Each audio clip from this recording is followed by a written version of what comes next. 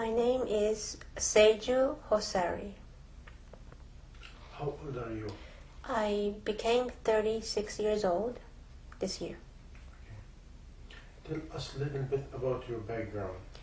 Okay, I'm half Japanese, half Chinese, and I lived most of my childhood and adolescent years in Japan, and until high school, and I came to America to study, and then I stayed here. Why you choose America? When I was in Japan, I know growing up, even at a young age, I knew something was missing in my life. And I lived there for 10 years with my parents and my brother and my sister. I went to school like everybody else, but I felt like I needed to look for something. I didn't know what that was. So I made the decision to leave home.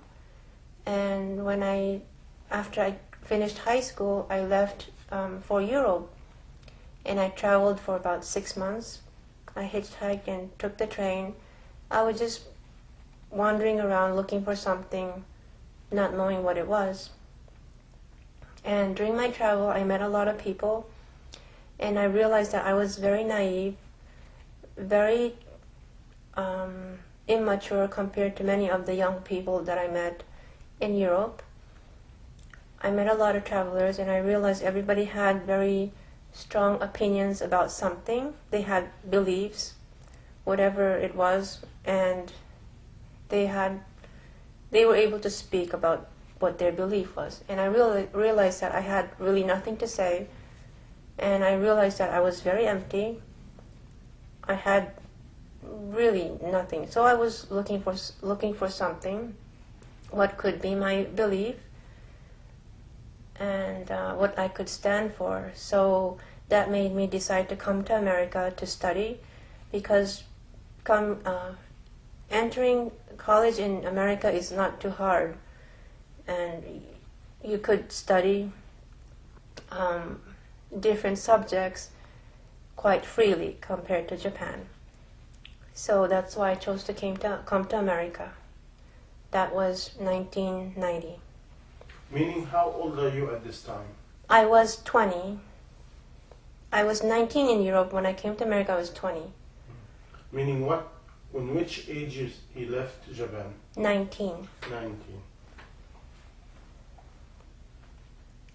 All my friends went to college in Japan, all my high school friends, but I couldn't go to college without knowing what I wanted to study. And in Japan, you have to decide what major you want to study before you decide to go to college. You have to choose it first. And for me, I couldn't do that because I really didn't know what I was interested in. And I felt like I needed to search first. So that's why I left the track from everybody else. At this time, what is your belief? Do you have any belief at this time? Are you Buddhist? Are you atheist? What is it? Okay, my mother was, she calls herself a Buddhist. She has an altar in the house. She prays every morning, every evening, a lot. I watched her mom do that. So in the morning and at night, I would put my hands together and say good night or good morning next to her, but that was it. But I didn't really know what the belief was. And I never thought about God or anything else. No, I never really thought about the life beyond. No. Meaning at this time you consider yourself an atheist? Okay, I heard that atheist is when you believe that there is no God. But I guess for me, I didn't believe that there was no God, but it just never occurred to me.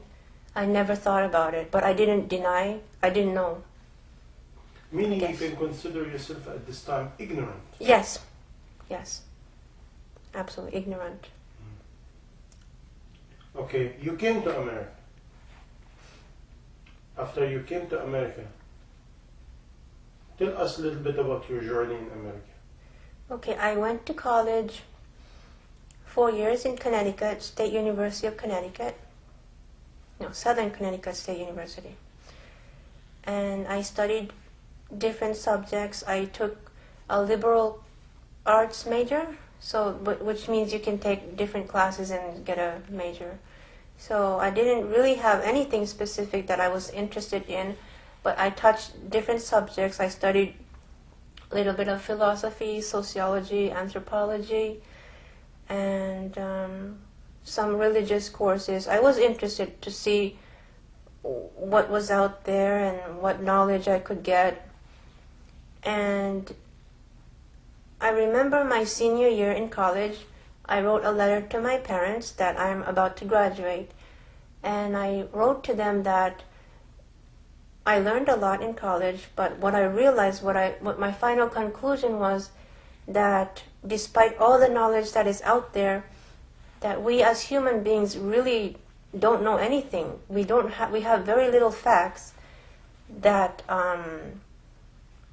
We have very little facts, and the fact that there's a huge unknown out there was more powerful to me. That to know that we really, all the adults, they didn't know the truth. There was a lot of question marks, and that was my discovery in college. And what does lead you to? So I finished college, but I was still searching. I really didn't find anything except the fact that we don't know. So I kept looking, I kept going on with my life. I moved to Miami. I got married with my so-called college sweetheart. We moved to Miami. We had a pretty good life there. It was hot and sunny, but I was still very, very empty. I didn't know why I was living.